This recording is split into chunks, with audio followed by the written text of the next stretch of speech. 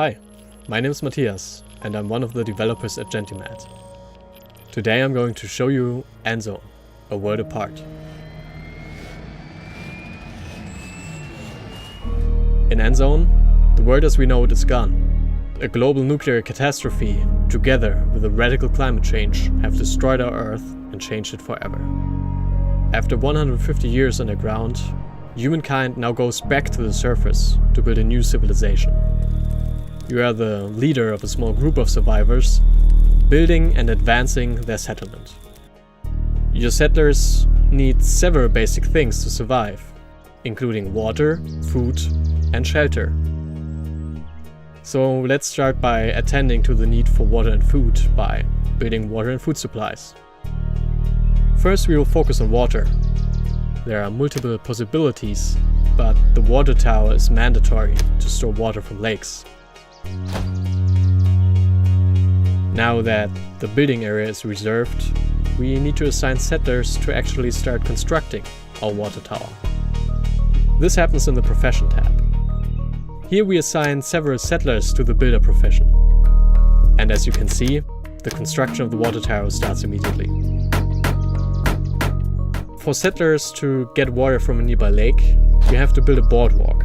And as soon as water tower and boardwalk are built, settlers need to be assigned to the water carrier profession. And we now have a working water supply. Concerning food supplies, Endzone provides the player with multiple options as well. We can create fields and grow different crops, harvest berries, or construct a hunting lodge to hunt wild game.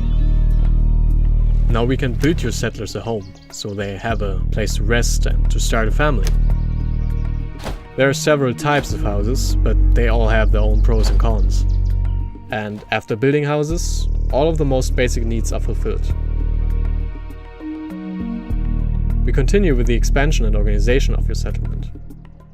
You can build over 30 different buildings, ensuring the survival of your settlers and making their life easier. Due to the climate changes, a drought haunts the Earth at irregular intervals. There will be no rain for almost a year. Natural water supplies dry out, and devastating sandstorms sweep over the surface of the Earth. They also changed to hostile radiation, which is probably the most deadly and ubiquitous enemy of Endzone. Oh, we haven't even mentioned that yet? Well, after the nuclear disaster, the radiation spread around the whole globe.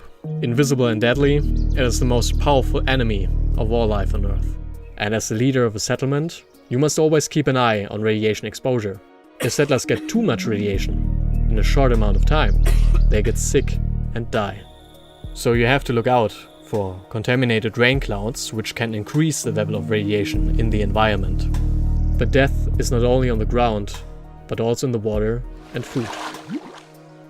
So after coping with food shortages, droughts, dried up lakes, radioactive radiation, sandstorms, water shortages, and all the other needs of your settlers, you can send expeditions to ruins and forgotten places, hunting for treasure and supplies. This is the foundation for successful survival in Endzone. Now it's up to you to create and adapt your own strategy while building your own settlement on a myriad of procedurally generated maps.